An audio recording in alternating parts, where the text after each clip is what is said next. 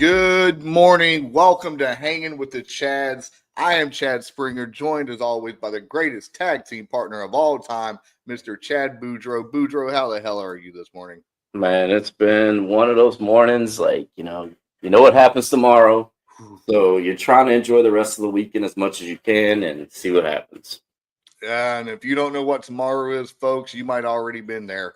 Tomorrow is the first day of school here in Central Florida. It is, when we grew up, it was a great day because as kids, we would set our clothes out, get them fresh, get them ready. Nowadays, kids just roll out of bed with what they have on and they go to school. I'm going to give you some advice when we get into the main topic about this, the do's and don'ts. But Boudreaux, I see you're wearing a little special little shirt right there. Man. Yeah, I heard you took a little trip down to Polk County area, about 40 minutes from where you live on Friday. What was that about? Yeah, more like 15 minutes from where I live. It was literally right down the street, man. No, so the other night, my wife and I were just watching, I think we were actually watching the Raw, maybe. I don't know what we were watching. And she looks over at me. She's like, hey, NXT is like right down the street this weekend. And I'm like, wait, what? She's like, yeah. I was like, you want tickets? She's like, we had like our last little date night before school starts because her parents were in. They could watch the kid. I'm like, let's go. And man, it was a good time. Very intimate setting. I was like 3 rows from the ring. And like it was maybe a couple hundred people there at that. And like they put on a great show. A lot of the main talent was there, especially the tag team champs and Hank and Tank and the women's champ. She was there and she fought. And so yeah, it was a good time. Hank and Tank, I will hands down be forever fans of theirs because they are hilarious. They really work the crowd. And we were all involved. Like even my wife, she's not that big of a wrestling person, but she was even getting into it because of those two guys. So yeah, it was a great time. I know Shawn Michaels does a great job putting that show on, and can't wait to see what happens next. Yeah, absolutely, man. We know what's going to happen next in January. If you people have not heard, ESPN has bought the exclusive PLE rights for the WWE, and there's a lot of people and a lot of misinterpretation, miscommunication on this one. Ladies and gentlemen, they've came out and said if you have cable or some type of TV provider, you will get this $29.99 plan for free. You already have it if you have ESPN Plus. It's basically what it is. ESPN Plus with the WWE network. Now you still got to pay for your UFC fights and all that, but nobody really buys those unless McGregor's fighting or John Jones. So yeah, speaking of UFC, I mean, did you see that last night? I did not. I fell prayers up for I don't remember the kid's name, but he got the Rampage Jackson treatment apparently. I watched my brother texted me because I was watching preseason football last night with the Bucks, and he's like, "Hey, did you see that?" I'm like, "No, what happened?" He's like, "He got the Rampage." So I went back, pulled it up on my phone, rewound back to where it happened, and kid gets pretty much power bombed on his head, and then 2 extra shots after that, and kid was out for a good 5 minutes. I mean, he was able to walk off on his own, but whew, that was scary for a while there. Hey, shout out Rampage Jackson. I like Rampage Jackson. I don't think he likes doors that much, but I like Rampage. Okay, and if you don't get that reference, people, nope. Yep. So here we go. We're gonna do a little different today. We're gonna jump right into our topic, ladies and gentlemen. The first day of school, it always has its own energy. And before we get into that, speaking of energy, we appreciate our lovely supporters, Mike's 3D Printing and Oasis Health and Hydration, for providing us some energy today. So, first day of school, you always got to start with the atmosphere. Down there at the end of World Drive is different than the corner of Pleasant Hill and Point Sienna. The buzz around campus. I mean, there's positives on our campus that, we're now a B school, which for us is great. But for the district itself means every high school is a B or above club. So that's great. So, what's the buzz going down there at the end of World Drive? It's basically hopefully getting the kids in. Hopefully nothing crazy happens on day one, which everything happens on day one. Yeah. But just making sure the kids understand, like, hey, it's time to get back in the flow of things. That's why, like, this first week is kind of just get the kids back in the flow. We're not expecting too much as far as like workloads on them, things like that. It's more or less like the best part is watching the kids just walk in, especially the freshmen, going, what do I do? The school's so big. Where do I go? And then just sitting there trying to guide them where to go. But yeah, I mean, the buses that we got to work hard because we stay to B, and of course we want to be an A. I mean, everybody wants to be the A. So it's going to be just getting those kids in the class, keeping them in the class, keeping them motivated to learn. But yeah, buzz around there is just say, man, new school year, new things happen, new hope. Yeah, our buzz is, now we're a B school. How do we get to become an A? And there's, some things that they're doing differently. And, so we'll see how all that goes this year. I'm still obviously, this week's going to be rough anyway. I mean, we got Friday night football back. We got roster verifications. Somehow the GPA system is not accurate per the text messages. So we'll see how that goes this week. It's going to be a fun week, ladies and gentlemen. But the buzz down there at the corner of Pleasant Hill and Point Sienna, I mean, it's now showing the positives about the school. There are positives about the school. I don't want to toot my own horn, but there's positives there. I believe wholeheartedly the best athletic director in the district works at that school, but I don't know. So, we're just going in there. Obviously you got your freshly waxed floors, new bulletin boards. I think our teachers are going up there today to finish doing classroom setup. I turned the AC on at 10, so they ain't getting there to 1. Hopefully it's cooled off by then. Hopefully it actually cuts on. So I didn't even do the request till like 5:00 Friday. So someone might have missed that email. Yeah. But I mean, it's New Year.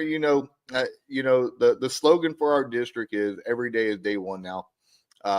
Which is ideally a good thing to do.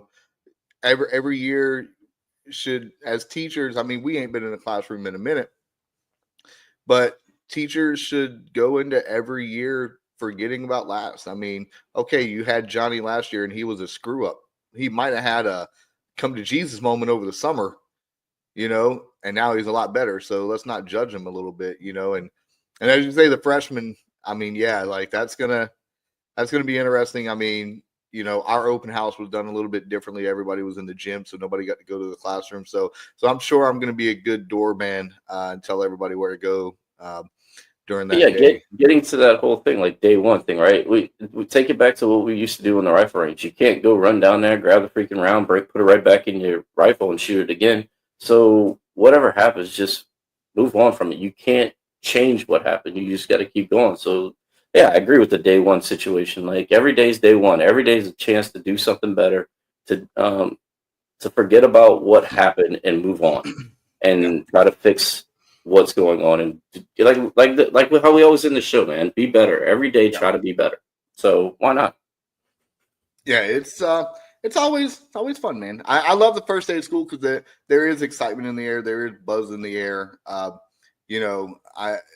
excited. I think this is what. Let me do the math real quick. I think this is year 8 or 9 for me. I'm not sure. I ain't been doing it long, but I also haven't been on the Marine Corps that long either. So, right.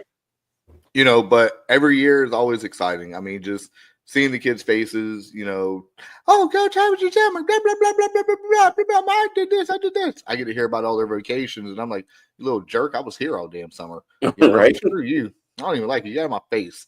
But but no, man, look, I've said it once on this show. I've said it probably 100 times in life. I only give a damn about the kids. I don't care about the other bull crap that comes with being in this position. I have to do a little bit more than most other ADs. Do I complain about it? Absolutely. Does it get frustrating? The amount of extra I have to work? Yeah. But when I say I'm there for the kids, ladies and gentlemen, I am there for the kids. I got told by my admin I have to be there at 6 a.m. tomorrow. Do you know where I live? Right. Like I'm getting up at 4:30 tomorrow. So I apologize in advance to my colleagues if I'm a little grumpy. Okay, just gonna be honest with you.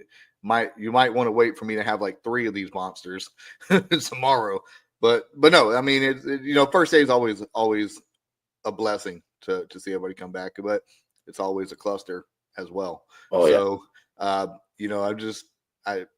told all my coaches our theme this year is endure and outlast. So we're gonna endure all the crap that comes with it, and we're gonna outlast it. So hopefully we can stick true to our words, and thank God I ain't gonna be in the classroom taking roll. That's all I'm saying, bro. Oh yeah. That's all I'm saying. Nope. Negative Ghost Rider. This is gonna be going into year number 4 that I'm not in the classroom. No, not happening. Yeah. But the thing is, would you rather not do that and then go through all your athletes, especially since grades just locked, go through all your athletes that you have and check grades like that many times? I'm not checking grades now because you forget I moved to athletic clearance. I'm just gonna hit this button called bulk GPA input. Yeah, I'm gonna download the AD eligibility file. I'm gonna delete the dates because it's every kid's and every date they've been in the school. So I just need the August 8th date, right? Mm-hmm. I'm gonna delete all the thing, but August 8th, I'm gonna find those kids that didn't put their student number in. I'm gonna type it in so it flows right in. Input, boom, done, baby. If it's red, they ain't playing. If it's green, they're good. That's all I'm doing. And I forgot you do have that. Thank you, home campus. Lindsay, I know it's 7:12 in the morning out there on the West Coast, but thank you is all I'm going to say every single day. Dalton, I know you get all my emails whenever I'm like, hey, I need you to fix this. Thank you, guys. All I'm saying. So, shout out home campus. I'll give you that. I'll be spending the next 3 days going through grades. So, yeah, fun for me. Yeah. Well, no, you can actually. I know I can do it too. I can upload it. Yeah. All you got to do is upload the Activate one. Don't put their GPAs in, and then just upload the stupid. Yeah, but you got to remember, I can only do it 4 times. Yeah, that's why you go ahead and knock the first one out. Oh, that's why I'm going to do it 4 times a month. It's 4 times a month. Yeah, I know, but that's why I'm going to do it tomorrow. I'm uploading everything. Like, I waited till tomorrow to get it all done so I could do it right before everyone comes on campus. I told my coaches they're sending me weekly attendance and weekly roster verification reports.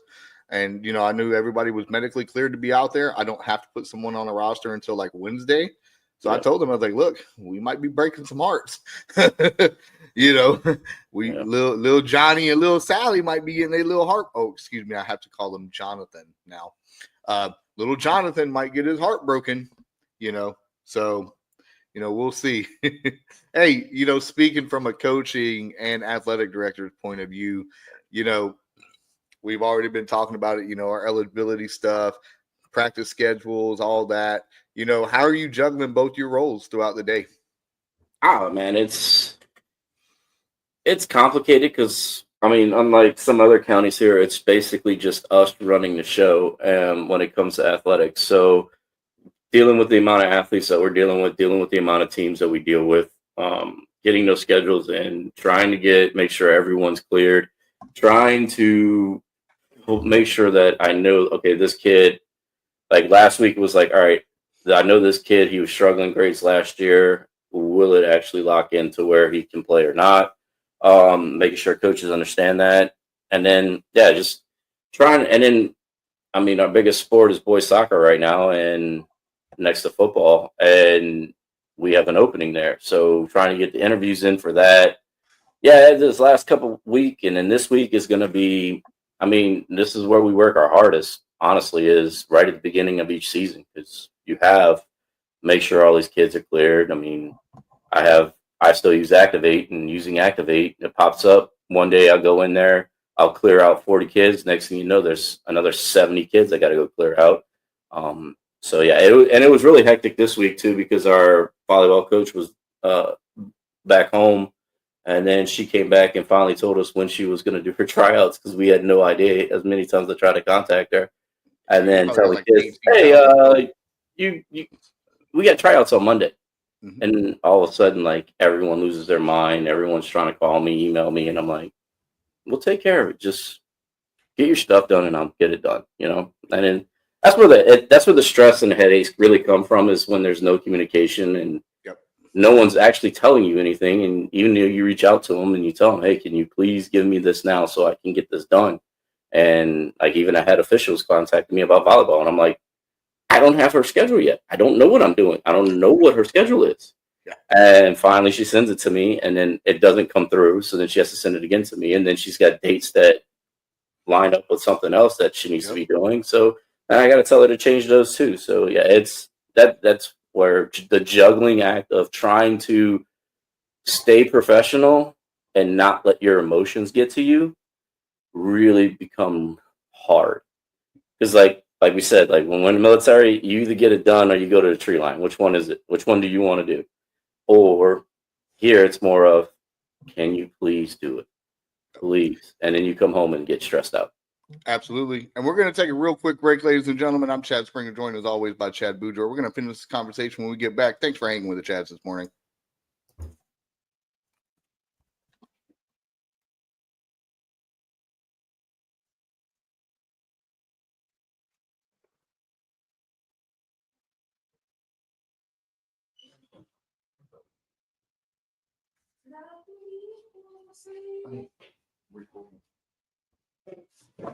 Hi guys, we're back.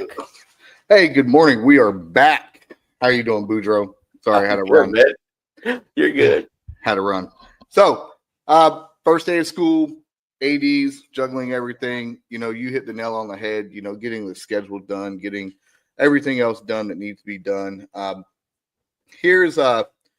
was fortunate that I told my coaches back in May, have your stuff done and get ready before July. You should always be like at least a season ahead. And I'm learning that from cross country.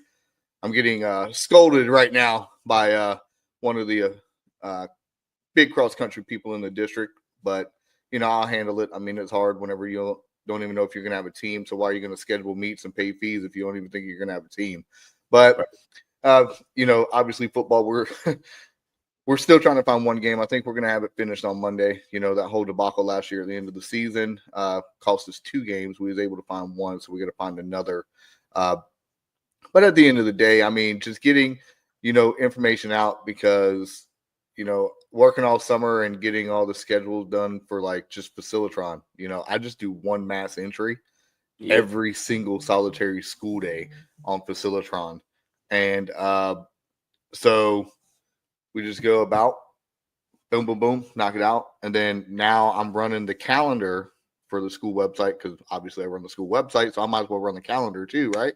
So it makes it easier for me because my admin sees it, so they know what we're doing. So what we started doing with games is, if Boudreaux's my AP and he's working the volleyball game, I'm just sending him a calendar invite 24 hours in advance to tell him, hey, you got a game tomorrow, dog. Don't forget.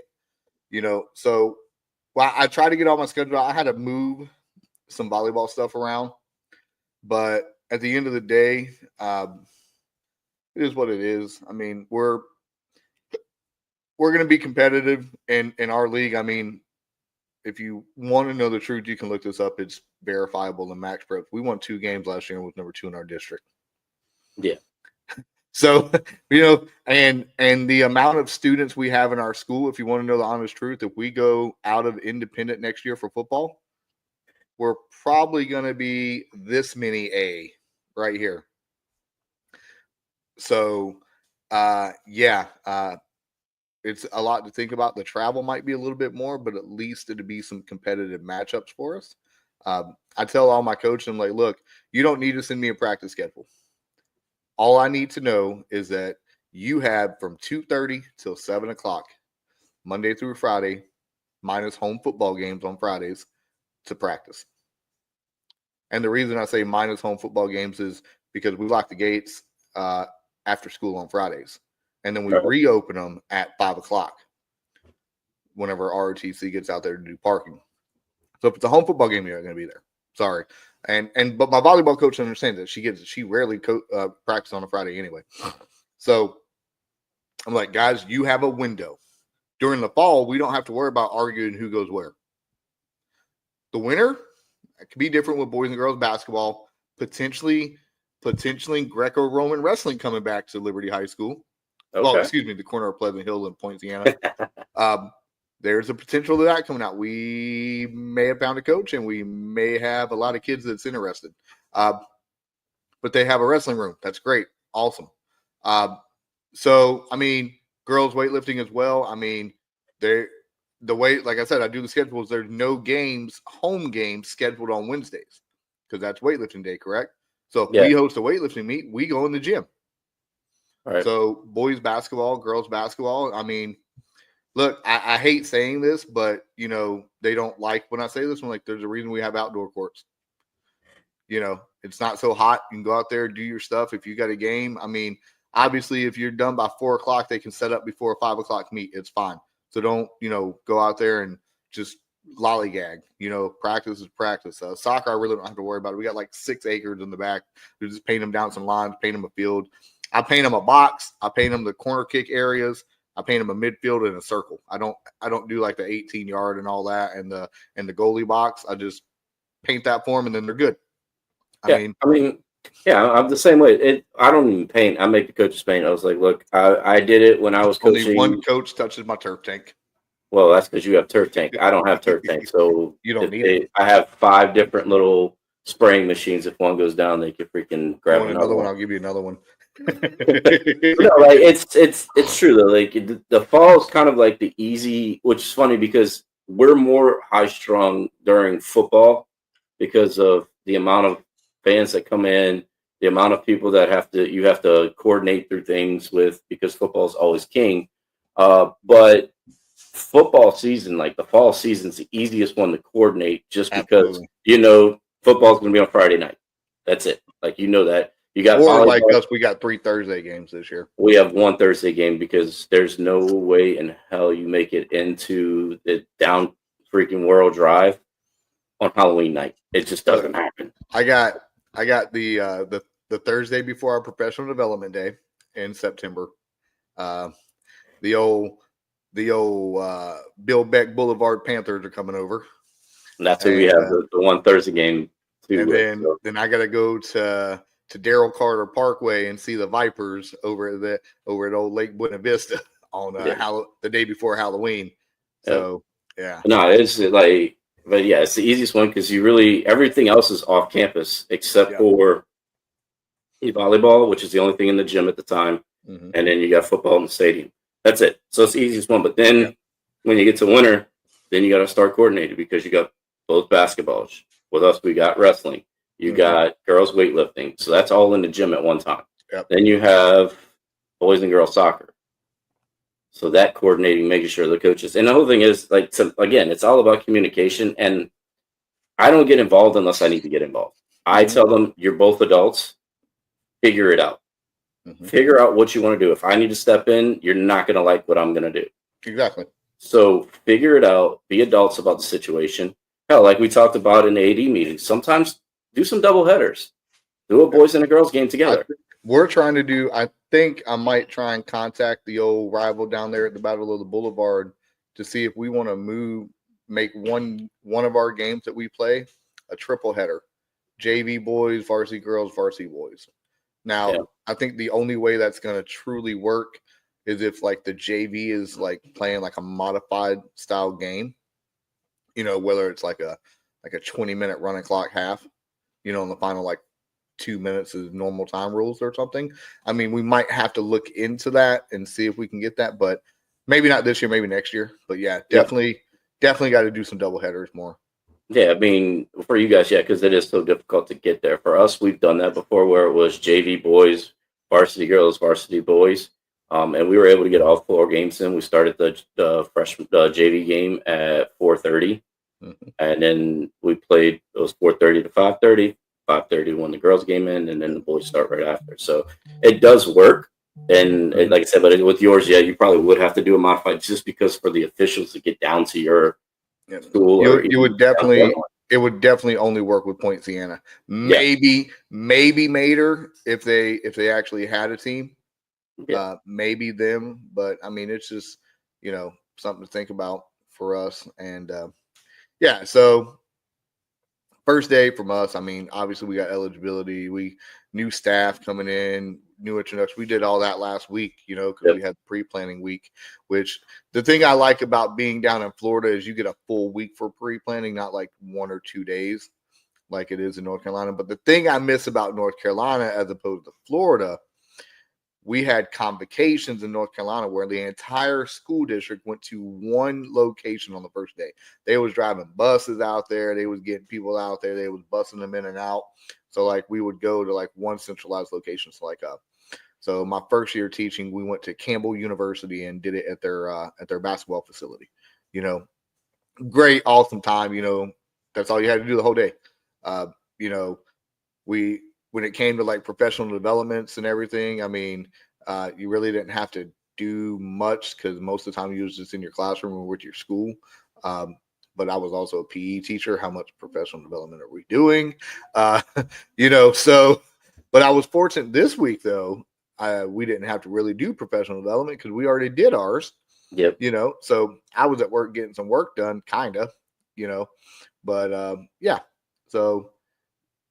Yeah, no, it's true though. Like for us, it'd be great if like we could do something like that. We go down like the OHP or something like that. Yeah, I would have to knock it out real quick and just be done with it. But I do like being able to do something with just like our whole staff at our school, or taking the staff somewhere and doing some kind of team bonding there.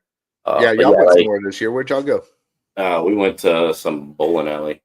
Yeah, I would love to have went there. I went to the cafeteria. Yeah, I mean, sometimes I do like the cafeteria too, though, because then everybody gets to come in and because at the bowling alley, it was hard to kind of see who everyone was just because the way the bowling alley was set up.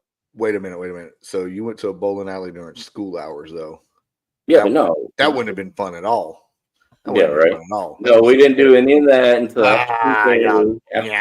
whatever. But no, it was like I said, man, it was good times. But it's just like I do like the cafeteria sometimes too, just because you get to see who the new teachers are. Where when you're in, like we were at the bowling alley, sometimes you kind of miss it because everything's kind of scattered, and you don't get to see who the new teachers are and things like that. But yeah, and then trying to figure out because they were doing like a scavenger hunt, and I was on there that they had to come find me, and I gave them a little stamp. It's a lot easier. Been hiding the whole time in the bathroom. I was standing right, and people still walked right by me like they didn't know. Even though I should, when they said who I was, I made myself present and all that stuff. But right, it was. But as I say, like at least when you're there at the school, like they know where to find. Like right now, I guarantee a lot of the new teachers have no idea where my classroom or my office is. They have no idea. So when they have a kid that says they need to see me, or I call a kid down and it's a freshman, the kid's not going to know where to go. So, I don't know. Like I do like call, and you can do some team building there for $50 a person, and you can get in a ring and start like throwing some moves on them. It's pretty cool looking.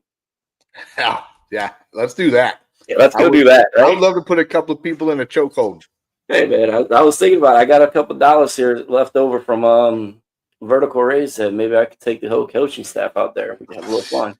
Better be school district vendor approved. That's what I'm going to tell you. Better be school district vendor approved. So, always first day of school. I mean, it's always fun. Yeah, man. So messages for the students. I would like to, obviously, let me start this one. I've already told some of my student athletes, be in dress code. Yeah. That new dress code. I mean, it is be a dress code because there is a loophole that people have found. Be in dress code. Yep. So be in dress code.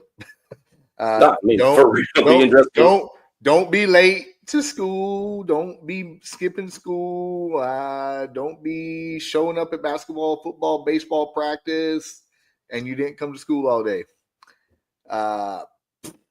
Be in dress code. Don't end up in student services for any reason. Don't be hanging out in the bathroom with kids that are known to hang out in the bathroom and do not so school related activities. Don't terrorize teachers. They are dropping the hammer, man, and don't be out of dress code. I told them right there. I was like, I sent every one of y'all on Parent Square, the official form of communication for our school district. The dress code. Yep. The only exception to that dress code is school athletic attire in lamest of terms. Right. Obviously, my weightlifting and wrestling team isn't going to wear their singlets to school.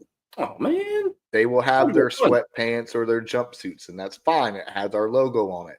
So it's okay. And I literally told them, I was like, don't go see the t-shirt maker and get something that's typed out Liberty Athletics or something, because that's not the official logo of the school or the official brand. Right. You can't do it because I know what the font is. So at the end of the day, be in dress code. And these little amazing things right here, cellular devices, put them up. I seen on the news. Did you see? No, it might have been on Facebook. I seen on Facebook that there is a school district in Georgia that gives every kid a sleeve to put their phone in, and it locks, and they can't unlock it until they leave school. Like one of them stupid magnets you see they put on clothes and shit. Mm-hmm. Yo, put your cell phones up, kids. Don't let that cost you an athletic event. Like, my thing is, put it in your backpack, and you won't have to worry about it. If you have it on silent and put it in your backpack, because, I mean, obviously we all do it. Even us as adults, right? We're walking around. First thing we do, we're patting our pants to see if we have our phone in there. Phone, wallet, keys. And then you get that fake vibration in your leg because you're like, oh, did somebody call me? You pull it up, and it's just like your phone rubbing against your leg. And like, nope, that wasn't nobody. So you put it back. Give me your phone now. Yeah, you put it in your backpack. You don't have to worry about it, ever.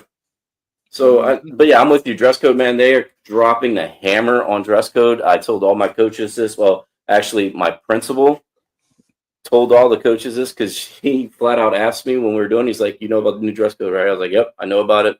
Our AP over discipline told me. He's like, "Well, we got to tell the coaches." I was like, "Okay." He goes, "Do you want to tell them, or you want me to tell them?" I was like, "It would be better if it came straight from you, not me." So he's like, "All right." So we were in the middle of the coaches meeting, and he flat out goes, "Guys, you need to understand something." And he laid out the rule about the dress code and how they're dropping the hammer. So, I mean, I'm going to tell you. Extracurricular clause. Yep. It's insane. So, yeah, I was like, 30 days, bro. 30 days. Yeah. Like, you pretty much miss your season. Like, you miss at least half a season. So, and that's after the first warning. So this is the second time. Yep. Like, and then it can go up to like a fucking year. Yep. Dude, it's insane. So I only have one rebuttal for that. It's probably the same one I have. How is that fair for the kid that don't do extracurricular activities? That's literally what we talked about. I was like, it's not fair for my athletes. It's not fair for the band kids. It's not fair for ROTC. It's not fair for the kids in clubs. It's not fair for those kids that they get an extra punishment for the same thing that these kids that come to school. Granted, some of those kids, they're great kids. They're like, for us, they're IB kids. They do their IB stuff, and then it's so hard on them that they don't have time to do anything else, and they go home. But how is it fair that they can do what they want to do, come out of dress code, and they just get their normal punishment, but yet my kids get double jeopardy and they get extra punishment? So I'm with you on that, but I mean, it's like we talk about all the time. It's the rules that we have to follow. So, but we also should be holding another thing too about it. Like, this is where it's at, though, right? We should be holding our athletes to a higher standard. Absolutely, because our athletes are supposed to be the leaders on campus. Boudreaux, I'm going to give you a scenario. I want you to explain to the world how the World's Drive parents would react. Say you got your goalie for the boys soccer team, U.S. Army All-American goalie. The day before the first district tournament game, he gets dress coded for the second time, and they say he's suspended from extracurricular activities for 30 days. That's the entire playoffs. Yep. You're undefeated. You're the number one seed. You have a chance to go to the state championship, and then you lose that first game. You're still going to get in regionals, but he's not going to be there, and you lose your first regional game as well. How is those parents going to respond? So they're going to lose it. And it's not just going to be the parents of the kid. It's going to be the entire parents of the entire team. And that's where we're stuck as athletic directors, because we're supposed to be like the face of the athletic department. We're the face of the school. We're the ones that are going to be out there talking to parents all the time. And then as athletic directors, we are the ones who have to protect our coaches. So that's where it's going to come, where I believe that everyone from leadership to the admin teams to the central office needs to understand, like, I get what they're doing and I understand it. And again, it's the rules. It's what we have to follow. We don't have to like all the rules. We don't have to understand every rule that's given to us. And these are the rules that are given to us, and we have to follow them. But this is where, like we talking about, this is where they didn't think in advance of this. Like I said, I think our athletes should be held to the higher standard. I think there should be something done to athletes if they do break rules. Yep. That does take it a little bit more than a normal student would do, one that just comes to school and then goes home. And again, they might be a normal student because they have to have a job to pay bills and things like that. I get that. But my athletes, the band members, things like that, like, they're doing more to represent the school. They're sacrificing more of their time for the school, and they should be held to the higher standard. They should be leaders on campus. But you're taking, like, some of these kids, you're going to be taking away the one reason why they actually come to school. Yep. And then you're going to take away, like, again, you're taking away possibly a state championship. Like, how, like, for instance, over there freaking in Cowboy Nation, if it was one of the girls on the volleyball team, what if it was one of them? I mean, it would probably have to be like 6 of them in that program, but but I'm just saying, like, what if it was the certain someone who was the player of the year? What if it was her? Like, let's be real, that would have got swept underneath the rug. But I'm just saying, saying, like, but that's the thing that we're talking about, right? Like, what if it's that one? Like, what happens in that situation? What if it was the one who won Player of the Year last year from St. Cloud, and he's going for his 3rd state championship, and this happens? Like, you're really going to tell a kid you can't win your 3rd state championship in a row because they're gonna retroactive twice? They're gonna move that notification to March the 3rd, right. the Monday after. It's sometimes I understand. I know what we're trying to do, because it gets insane. Some of the things these kids try to wear at school now, it's crazy. And there are rules that you have to wear this, you have to wear that, and I get that. Just with you telling a kid that he can't play in a state championship game or state championship meet after he's won it 2 years in a row, or you telling a kid that you're not going to go and, like, for us with lacrosse, you're going to tell my kid, oh, it's the district championship game, you guys have never won it before, you could set history for school, but you can't do it because you didn't come in school in dress code twice. Like I said, I know it's a rule. We have to follow it. We don't have to always like the rule. We have to follow it. It's what's been placed to us by the higher ups. The question is, when are the teachers going to have to follow the dress code rule? Well, according to contract, there's only certain things they can't wear, but the teacher dress code is kind of loose because of the contract. Yeah. But again, like again, it's the same thing too, right? So you walk into one classroom and none of the rules get enforced, and you walk into another classroom and every rule is enforced. The cell phone rule is going to be outrageous this year. Yeah, I'm just saying, I guarantee you there's going to be so many teachers within the state of Florida getting what they call, and I quote, progressive discipline because cell phones. It's not even going to be funny. No. And to be honest with you, I can see that law going away real soon. If the right I don't know if the cell phone law is going to go away real soon. That one I don't see, because there is proof.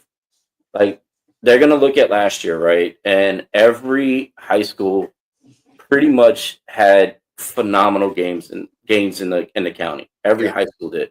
And they're going to equate that to the cell phone rule, which I do kind of see that. If the kid's not playing on their phone the whole time in class and they're actually paying attention and they're engaged in the class, their grades are going to go up, their gains are going to go higher, their test scores are going to go higher. So it's going to be equated to that. So they're going to use that as direct representation of what happened. So I don't think the cell phone rule will go away. I do think this dress code thing, if a situation like we talk about happens, or a kid in band can't go perform for MPAs, Yep. or a kid in theater can't perform in a play, like the lead in the play can't perform in their play.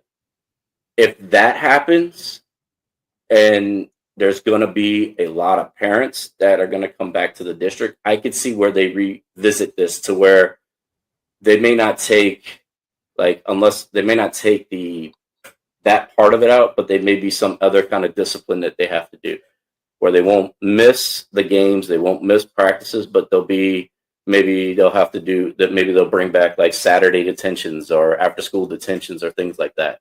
Look, if they bring back Saturday school, I'll be the one to work it. I just want the money.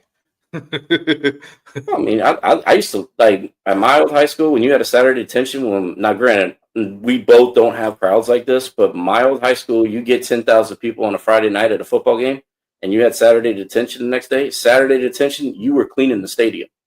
Yep. And I think that's kind of where we should go to. But again, there's parents. You can't punish the kids by cleaning, can you now? I mean, that's bullying. You can't really do that. But I'm just saying, there's other ways to go about it. I call it field maintenance class. Yeah. That's what I call it. Yeah, there's other ways to go about it. I just don't feel like, I think we're overreaching, but again, it's the rule and we have to follow it. I mean, that's what it is. Yeah, that's what I tell my coaches. Like, my coaches get all mad, about it. I'm like, look, bro, it's state law. Just like policy 36 is a state law. This is a state law as well. And we aren't the legislation. We aren't Congress. We aren't the Senate. We aren't the House. We are teachers that make far less than any of these individuals making the laws. Hey, at least we can leave gates open now after school. Be happy about that. Yeah. But yeah, so speaking about after school, outlook here for the old World Drive Storm. What's your athletic outlook going to be this year? You gonna win the soccer district, state championship, all that? I think I see what I'm looking at. Our girls, we'll take fall to begin with. Our football team, they've been out there. They've been getting more numbers than I've ever seen in the 13 years I've been down there. Coach Blanton and them are doing a great job. They got the kids engaged. Our esteemed district athletic director came watching practice one day, and he had nothing but good things to say. He's like, the kids are engaged, the kids are working, the kids are showing up. And it was a summer day. Like, it wasn't like come out to my school because we have afternoons. Yeah, but no, it was so I think football is going to keep improving. I could see them winning more games this year. They do play in a tough district, especially when you got DP in the district. I mean, it's hard to deal with that. But I see them winning more games. I see the pride in the school getting higher. We've had numerous girls sign up for girls volleyball. Again, they're approaching boys soccer numbers in girls volleyball right now. So granted, like we talked about over there in Cowboy Nation, that's going to be a tough one to compete with. But they still have opportunities there to improve from where they were last year. I don't see us really taking any kind of quote unquote dive in swimming and diving. We've been pretty much top 2 in the county and sending kids to states every year. So I think that's going to be fine. But overall, I think our cross country is going to do the same thing. And bowling, we'll see what happens with bowling. They haven't really started yet, but those numbers that I'm getting on activate again more than usual. I love the fact in order to play bowling, you got to have an EKG. Yeah. It's supposed to be a leisure activity like golf, bowling, and pickleball for when you get old, but yet the state of Florida requires you to have an EKG for all of them. Yeah. I love that. Honestly, I think that celebration or down there on the End of World Drive, I think we're going to do good, man. I think we're going to be competing again. If I'm hoping we can rattle some cages in those 2 teams from the east side, but we'll see what happens. It's going to be interesting to see. We brought in some good coaches, I think, and we got a lot of coaches that came back that I think we have already in the right place, and they're in the right mind, and they know how to build programs, and we're going to keep moving forward, and hopefully that's what we do. So what do you think about you guys over there? Hey, man, the corner of Point Santa Boulevard and Pleasant Hill. I mean, we're looking better. I will say that. We have numbers out there at football. Girls volleyball. I hope Monday we get a few more. If not, we're gonna have one large ass varsity team. So we'll see. We got some few kids for cross country. There's a rumor going around that we might get some more. So we'll see. We're not gonna have a swim team, unfortunately. I posted the job and nobody applied. Can't really do much with that. Yeah, that's a conversation we got to have one day about that. Yeah, I mean, I know which conversation that going, and I say, okay, I got you. Wink, wink. So no, about like just coaching in high school period right now. Yeah, it's crazy, man. I might have identified my girls basketball coach. And I think this individual may or may not be receiving a position within the school, pending HR review. So that's positive. I'm trying to get as many coaches on campus. My entire football staff's on campus with the exception of one person. Yeah, I think I only have like 2 that aren't on campus. And that includes my SRO. Actually on campus. Yeah, like all my entire football staff's on campus. My volleyball coach, she's obviously on campus. My cross country coaches, all my fall sports coaches are on campus. My winter sports is, we'll see. I have a girls soccer coach identified. Congrats on that head boys soccer coach you hired. I haven't hired anyone yet. We're pending HR review on that one, sir. Yeah, well, congratulations on that one. I can't tell him the day after. I can't tell if you're being sarcastic on that one. No, I'm not. I called him day after because he applied with me too, and I called him the day after, and he's like, "Oh, and I was like, all right, well, good luck." Pending HR review. We'll see. We'll see whenever I officially announce it. But we do have a girls coach identified in-house, so that's good. That's a click of a button. We found an assistant who's a very eager young man. So, we'll see. I'm trying to get 4 coaches out there for soccer so they all can work together because all my soccer games are going to be the same time anyway. Girls basketball, yeah. We identified a wrestling coach potentially, but we'll see. We'll see if he wants to do push all your football players, all your line. That's the plan. That's the plan. We're going to have a real big heavyweight division. That's all I'm saying. That's what we've done. That's what we did. Did that last year. We're still looking for a baseball coach. Still looking for a head softball coach. The one I wanted, she's from the county of Lakes, and she didn't want to come down here to take a pay cut. And I was like, it was perfect for us, man. She played at Florida. She played at Florida Gulf Coast. She played in the College World Series. So, I mean, that would have been nice to have, but we'll figure that out. And I think that's the only thing we got to do in the spring is baseball and softball. I found an assistant coach for both. But I did tell those assistant coaches, if we don't have a head coach, congratulations.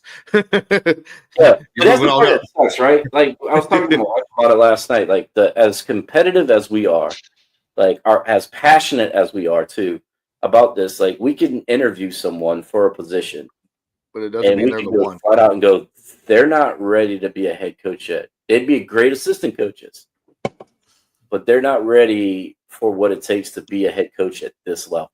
Yeah, they don't understand this ain't peewee, Right. And everybody's like, why are you so picky? Why are you so picky? I was like, well, one, my name's on the line. Mm-hmm. 2, I need to make sure this is going to be the right fit for my kids. Because anybody, when you come in the interview, you're just trying to answer what people want to hear.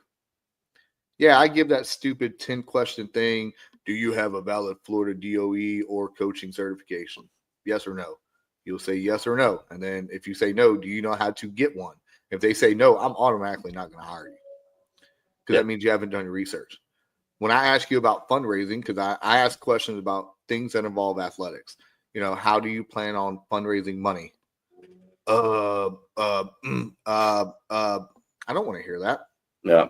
You're about to be a head fucking coach. I want to know how you're going to get money for a program and a community that doesn't necessarily like donating money. Mm-hmm. Like, what are you going to do? Because, how are you going to support our academic success? just give them time to do their homework. No, that's not what I want to hear. I want to know a plan. Okay. Yeah. And I always say every time I was like, I'm a visible AD. I show up to practices. I walk around. I do my thing. What's your practice going to look like if I come out there? Yep. Because I had a baseball coach last year. We got the largest fucking field in the school district, and he's over there having his kids learn how to rob home runs. No, for one, none of your damn kids can even hit the ball that far. Right. No, we're not playing the schools that can.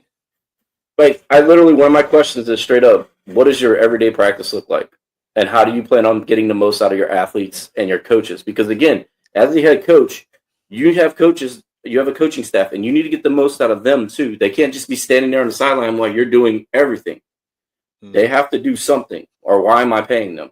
Yep. And so, when I sit there and I listen to them talk, like, if you don't have, like, a plan, like, from when they get out there, this is what the kids are doing, and then you build it up to whatever that thought of the day is, whatever you're working on that day, and there's no plan, like, everything's like, oh, we're going to do this, but it's all out of order, it's all jumbled.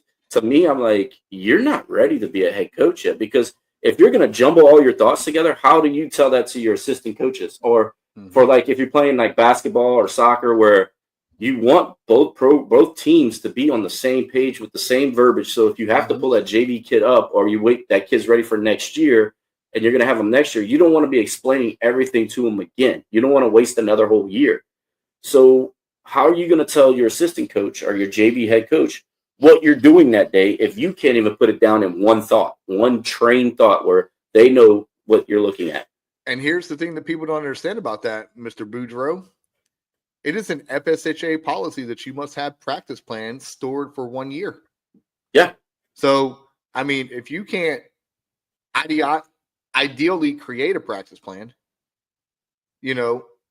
how are you going to be able to tell me what you're doing? Especially if the state requires me and you to have a copy up to 12 months. And that's in case something happens, kid gets hurt in practice. What the hell was you doing while you got hurt? But I get it. Like, I mean, I'm very specific on the coach I get. And if I don't have the right one, I'm sorry. I'll just go out there and do it my damn self for free. Yeah. I mean, that's literally what I'm at. Like, that's I'm very, very picky because, one, we've had so much turnover. I get it. If you can access down here at the corner of Pleasant Hill and Point Siena, that could help skyrocket you into something else. I get it. This isn't the school, that every program is great. I mean, our basketball team last year had more wins than every one of our teams combined. Yeah.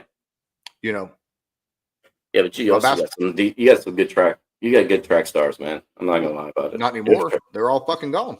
Yeah, but you did. You had some good we did, but 2 of them went to Toho. The other 2 went to fucking Osceola.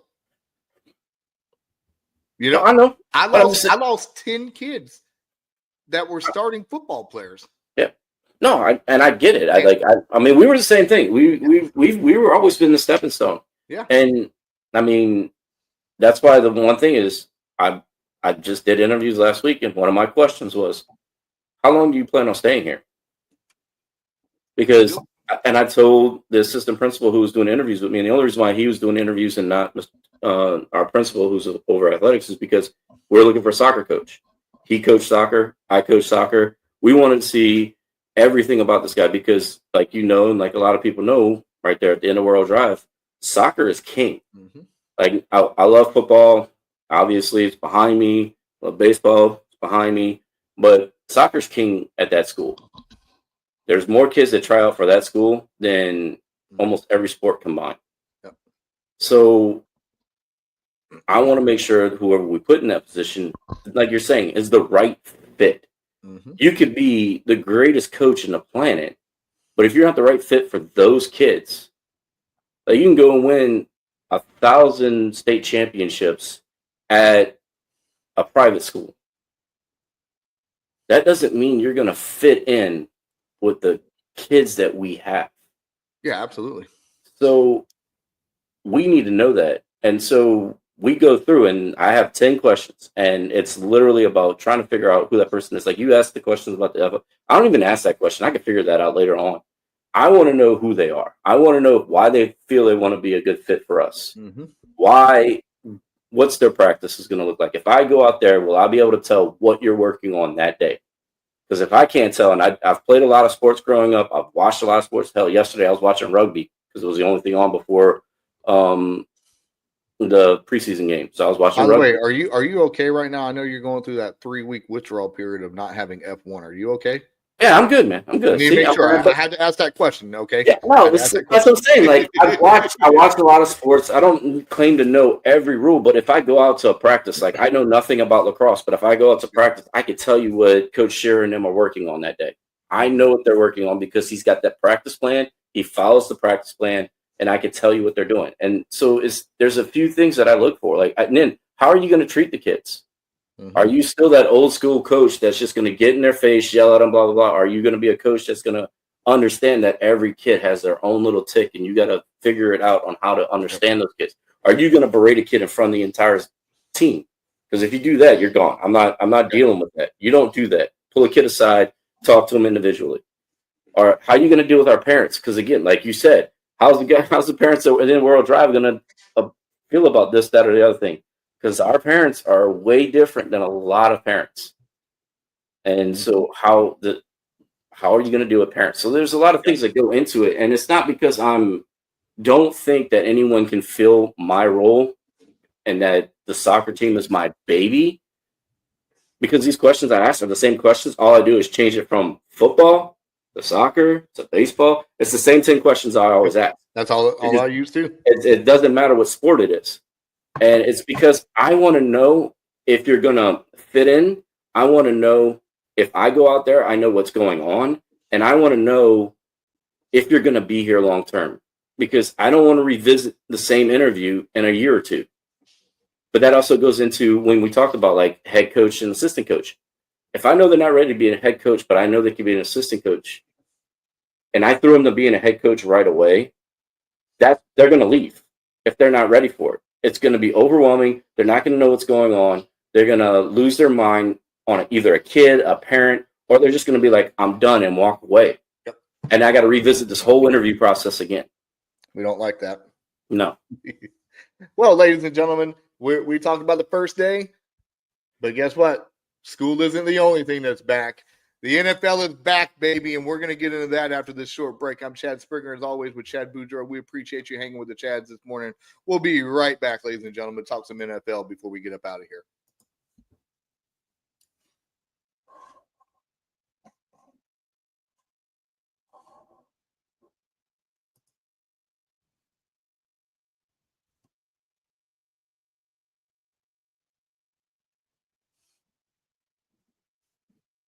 Hey, good morning. Welcome back to Hanging with the Chads. I'm Chad Springer, joined as always by the greatest tag team partner ever, Chad Boudreaux.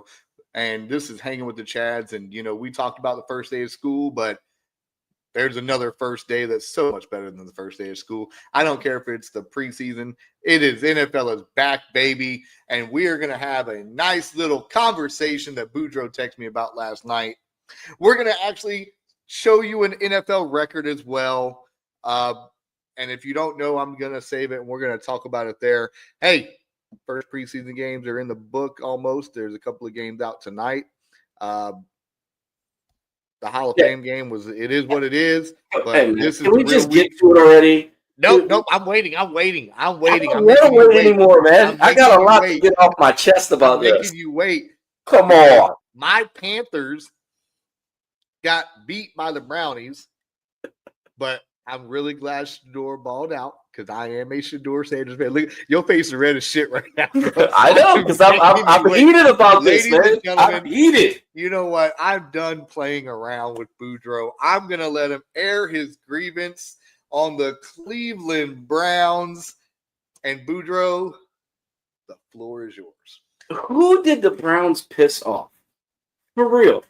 Like, probably at one point, your organization had two of the three greatest coaches of all time running the team. Staff. Like, you had Belichick and Saban. Now, I get it. Like, everyone goes through their role. Like, Pete Carroll, same thing when he was the Patriots coach, and then Couldn't really do anything there. And then he goes to USC and he goes up to Seattle but you had both of them. And they are considered to be 2 of the 3 greatest coaches of all time. The only one that I'd say that you throw in there with that would be Bear Bryant. That would be the third one because of just the longevity and the amount of titles they win. But how do you only have one winning season with both of them? Number one. Number two, how do you have the talent that you keep selecting year after year, especially in the quarterback position, and all those quarterbacks go there and die? Well, and you don't win anything. Who did they piss off? Like, I don't get it. Like, I'm with you, man. Like, Shador balled out. Again, it's preseason. Everybody pump brakes a little bit. I'm not saying he won't be a star. He will be a star. Again, it goes against your Panthers, so you said they're going to win the Super Bowl this year or go to the Super Bowl this year. We are. I mean, if you want to hold Shador up there, then you got to put your pants down here because I mean, it's preseason. But it's preseason. It's preseason. He did ball out, but I'm worried that he's going to die like every other quarterback that goes there. I don't think his dad's going to let that happen. I hope not, because I think every young quarterback, they need to go through trials, and what a great place to go through trials. But every quarterback that leaves there still doesn't do anything. I beg to differ. Except for Baker. I was about to say, because I have a list since 1999 when they returned, all their starting quarterbacks. They have more Super Bowl winning coaches and quarterbacks than they do playoff wins. So, but it's just like they go in there, and I don't know, man. Granted, you can say what you want about my Saints. That's fine. Like, y'all even have a quarterback. Right, man, come on. Hey, but no. I got 3.5 for your win total. You taking the over or under? I'll go over just because I think it's going to be 4. No, like, I get it, but I can tell you why that happened. We sold our soul for Drew and Sean. After that happened, hey, man, we're good. Thank you. Have a nice day. Now, not all Saints fans are going to be that way. They want to win. For just one. We're good for a good 50 years, and then you can give us another one. That's fine. But I'm just saying, like, I understand what we did. I know what happened when we did. But I just don't get it how you have that much talent, those 2 coaches, and you still didn't do anything. It's wild to me. Like, I don't understand some of these names that's played quarterback for the Cleveland Browns since 1999 when they returned back to Cleveland. Tim Couch, Hall of Fame or Heisman Trophy winner Tim Couch, and Ty Detmer. Doug Peterson, Super Bowl winning coach. Tim Couch, Kelly Holcomb, Jeff Garcia, Luke McNow, Trent Dilfer, Super Bowl winning. Charlie Fry, he had a good year. Derek Anderson, he played good in Carolina for a little bit. Best backup we ever had. Brady Quinn, Ken Dorsey, Bruce Grakowski. Colt McCoy played there. Jake Delhomme, I'm glad he went there. He screwed us that 2009 season. I'm glad he sucked. Brandon Whedon, Thad Lewis, Jason Campbell, Brian Hoyer, Super Bowl winner. Hey, Johnny Manziel, baby. Connor Shaw, Alston Davis, Cody Kessler, RG3, Deshaun Kaiser. Y'all remember him, right? Kevin Hogan. Didn't he win a damn Super Bowl with the Patriots too? Then you got Baker and Tyrod Taylor, excuse me. Case Keenum, Nick Mullins. Shit, they both went to Minnesota and balled out. Jacoby Brissett. Then you got Deshaun. Then Flacco. Then DTR, PJ Walker, Jeff Driscoll, Jameis Winston, Bailey Zapp. I think he got a Super Bowl with the Patriots. But look, you're making my point. Look, your most consistent quarterback was Baker Mayfield, and you chose OBJ over him. You're making my point. Who did they piss off? You have all that talent, and you are nothing. You have nothing to show for it. Let's be honest. Out of all these names, most of them were career backups. Jake Delhomme was on the back end of his career. And then you got, Jason Campbell left that one good year with Washington, went there. And then Manziel, if Manziel would have stayed off the weed and actually turned on his iPad, he might have been decent. Might have been. This is RG3 after his second ACL tear. And then Baker. Baker led you to the playoffs and led you to a playoff victory, and you chose OBJ over him. Again, proving my point. Yeah, no, I get it. And then you literally screwed yourself with the Deshaun Watson trade. You knew this dude was going to be suspended. You knew all the baggage he brought, and you still picked him. Mm-hmm. Traded all that capital away for him, But at the end of the day, that's crazy to think about all these quarterbacks that came through Cleveland and played for him. Like, it is absolutely absurd thinking that, because that's a lot of quarterbacks. Think about the Panthers. I mean, since we'll say since 1999. I mean, we've had Steve Berline. I think we still had Kerry Collins in. He didn't leave. Rodney Peete, Jake Delhomme, Cam Newton. Derek Anderson played a couple of games when Cam Newton had an injury, but Cam Newton played almost 10 straight years for him, it's crazy to think about that. You only had damn Drew Brees, and then you had like 30 quarterbacks last year. But Derek Carr. But at the end of the day, but look at all the coaches they went through. That's the other thing. Look at all the coaches they went through since 1999. Like I'm gonna pull that up right now, and you can go. It's mind-boggling when you sit there and you look back. One reason I was thinking about it was because they beat your Panthers, number one, and then number two, they've been showing on ESPN like the two Bills with Belichick and Bill Parcells, and then Belichick talks about him and Nick Saban were on the staff together, and that was the only thing that was back in the early 90s. Yeah, but it's wild to me that you had those two running your organization, and you got nothing. Look, let's listen. Since 2009, you had Eric Mangini.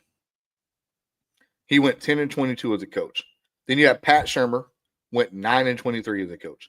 Then you hired Rob Chudzinski, the Carolina Panthers, OC that took us to the Super Bowl. He went 4-12.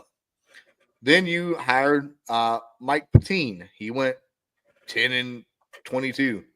Then you was like, you know what? Let's go get the Raiders' Hugh Jackson at the time. 3-36-1. Then Mr. Bountygate himself was there. Mr. Greg Williams, 5-3 as an interim. And then they hired Freddie Kitchens, who was the hottest thing on the market because he was the OC that helped Brady, or not Brady, Baker. He went 6-10 in 1 year. Didn't even keep him a whole year. And then you hired Stefanski, who has actually done pretty decent. He's coached more games than all of them. And he went 40-44. And that's the crazy thing about it. That's the crazy thing about it. And I get it that there's some coaches that are just like you talk about your OC that went over there. They are better. Some coaches are just better coordinated than better as head coaches. The thing about this, even if the Browns go 0-17 this year, Stefanski's going to get a head coaching job next year. He's actually a good coach, right. But it's just that's what it gets me. Like, I get that part of it, and I get Nick Saban didn't do great with Miami when he was down there, but he wasn't the head coach. Belichick was the head coach, and there's proof that Belichick is a hell of a head coach. There's proof of that. And granted, we can get into an argument about, well, it was because of Tom Brady, or well, it was because of look, the man won.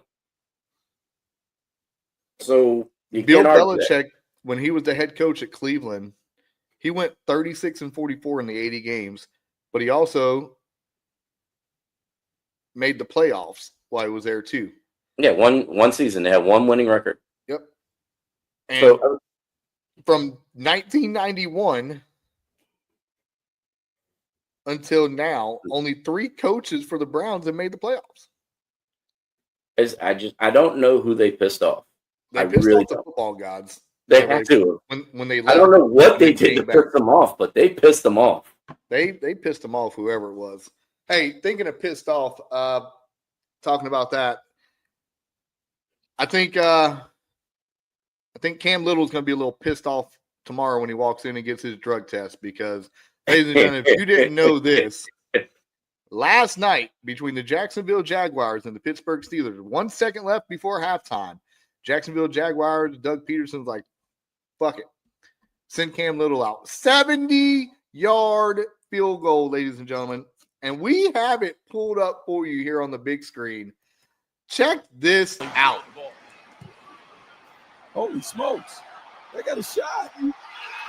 He just kicked a 70-yard field goal. Are you kidding me? A 70-yard field goal. NFL record. Jacksonville's celebrating like they NFL just won record. the Super Bowl. That might be the only reason they celebrate this entire year. They drilled the ball.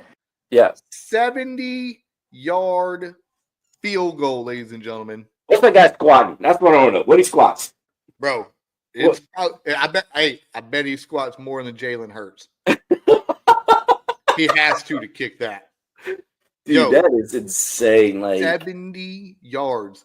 He's like, the NFL is happy about this because now they're going to tell him to do it in the regular season so they can get a certain kicker that used to play for Baltimore off the record book with all the issues he has going on. Yep. But, Boudreaux, you play soccer. You can kick. What's the farthest field goal you think you can hit right now?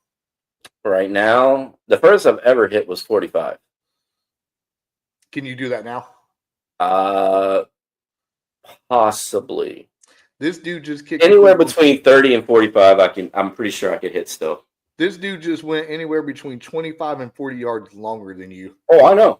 Oh, I'm well aware of this. Like, dude, I didn't think I would ever see. First of all, I never thought I would see somebody, and then Janikowski comes along and just always roped 60s like it was nothing. Yeah. And then the player that we don't say, he goes out there and hits the 65-yarder or whatever it was. Doink. And then I didn't. I mean, think about it. That's literally you don't even have to really return a kickoff. Mm-mm. And you could just kick a field goal. Hey, imagine almost that far. Imagine this. Imagine if that certain play that only happens at the end of half or end of games comes in where they punt and you fair catch it and you get the free kick. How far do you think this guy can go? He did that with 3 steps, 70 yards, and he cleared it. Imagine him just getting a 10-yard running start and booting the shit out of the ball. I'm thinking 80. What you think about, like, even for instance, on that note, like, all right, you get the ball, you get them back, get the opposing team backed up. The Jags will get them backed up, and they punt the ball. Say they punt out of the back of the end zone. You're going to get that ball either in positive yardage, like right on inside the 50, or you get it anywhere between the 40 and the 50. This guy's going to knock a field goal that could possibly win the game. Where the opposing team thinks, oh, we just punt the ball away with no time. Will be 1 second left. We don't have to worry about anything. And this guy comes out from the 40 and just ropes one on the defensive side of the field and ropes it. Like, are you kidding me? Yeah. Like, you don't have to do anything anymore. This guy here, if he keeps it up, you get the ball to 35 now. Like, I mean, what the hell are you gonna do? Like, don't worry about it. This guy's gonna kick it. We're good. We don't have to make a yard. We don't have to make a yard. This guy's gonna rope a freaking 80-yarder soon. Yeah. Don't worry about it. All right, what's the odds he's doing this during the regular season? If the game is on the line, yes. They're not going to, or if it's like a halftime situation like that, because now you know he's got enough leg to get it out the back of the end zone. And he did that in Jacksonville in open air. Imagine if he's doing this in like Houston or Indy or something. You got to go to Indy.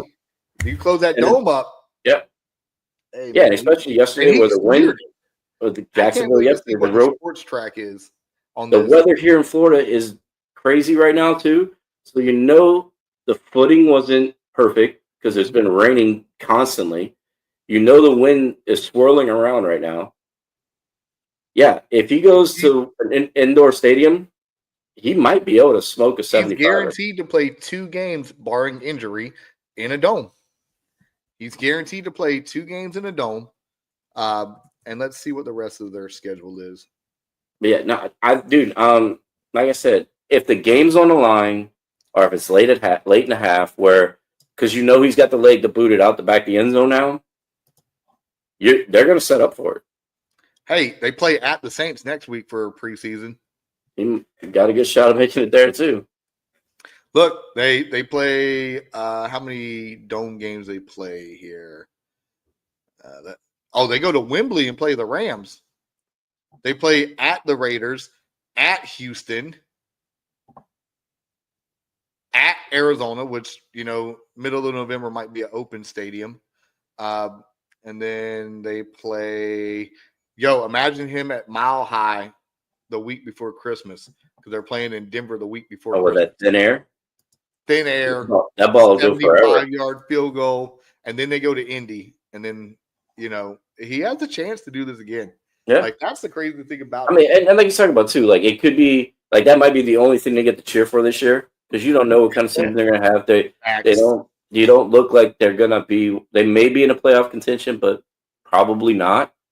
And it's late in the season. They got nothing to play for. Mm-hmm. Why wouldn't they try it? So there's a couple situations. Somebody else's life.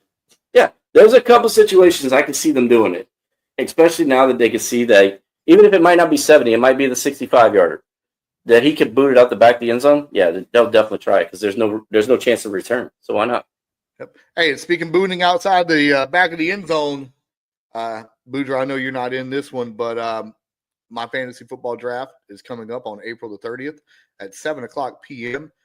We will have our league meeting at 6:30 live on Hanging with the Chads Saturday night. Boudreaux, you can hop on in if you want, or you can just watch it like everybody else. But we're going to have our draft live this year, and our league is the Thunder Buddies for Life Fantasy Football League. I can't say a lot of our names out in real world, but I would like to shout out one, Michael Van Hooser, whatever he wants to be called. He's always the Cinderella that doesn't win the ball. Then we got to shout out old Jim Nelson, who's won the championship twice. Then we got old Darius Best, Chase Bowers, Derek Sandyman, Mike Pasamanik. That's Mr. Tampa Bay to you right there. He changed his name last year to the American Nightmare because I made myself the original tribal chiefs. And so he wanted to be funny. Then we got J-Lo, Johnny Lopez, old Preston Allison. His name is actually Tua's last brain cell, which is kind of funny. And then we have one RJ Johnson, Reginald Johnson, because we're not allowed to say names that aren't their given names anymore, ladies and gentlemen. And then you, of course, have me, the commissioner, who I can't say my name online because I might get in trouble. But I will tell you, think about the Samoan werewolf, all gas, no brakes, and then just imagine an NFL player. That's all I'm saying. So at the end of the day, I have some raunchy fantasy football names. I'm sure you probably had some raunchy ones as well. What is your worst fantasy football name you have ever had? As in, probably get us canceled if you say it on air. My wife actually had the worst fantasy football name. Good. It would get us canceled in a heartbeat. Yeah. So, Saints fan, best Saints player of all time, Drew Brees. What number was he? Number 9. So my wife's fantasy football name was I'll Be Your 6. That's a good one. That's a good one, though. I mean, that's real funny. I had one. I think one of my favorite ones. Well, not my favorite ones. I had obviously the original Tribal Chiefs was good because I had Patrick Mahomes as my keeper, so that's always good. I think I had one Hanging with Hernandez one time. Yeah, I had one just like that one. Yeah, I've had something like that. Yeah. I had one that I'll tell you off air that picks on New Orleans. Let's see. I've had some bad ones. Like there are some really bad names that we've used. Tua's last brain cell is probably the worst one we got right now. There was one about Deshaun Watson's massage parlor or something like that. I don't know. Ladies and gentlemen, drop your comments for some of the worst fantasy football names you've seen. And, let us know what you have. But, hey, made it to the end of another show, Boudreaux. How you feel about today? How you feel about tomorrow? That's the real question. How do you feel about tomorrow? Dude, tomorrow's going to be whirlwind like it was last week. It's just going to be multiplied because all the kids are going to be there. And last week we didn't have to worry about the kids, but this week we will. Luke Combs once said, "You hit me like a hurricane." That's what tomorrow's going to be, okay? Yep. You hit me like a hurricane. Ladies and gentlemen, I'm Chad Sperger, joined as always by the amazing, great tag team partner ever, Mr. Chad Boudreaux. We appreciate you hanging with the Chads this morning. We appreciate all your support. Make sure you like and follow us and share us and then buy some products from us. That'd be great. Ladies and gentlemen, Boudreaux, how are you going to end the show? Like we always do, man. Be better. Hey, if you get better today, that means you're going to be better tomorrow. And if you're better tomorrow, you're going to be better for your future. Ladies and gentlemen, thank you for hanging with the Chads this morning. Have a great day.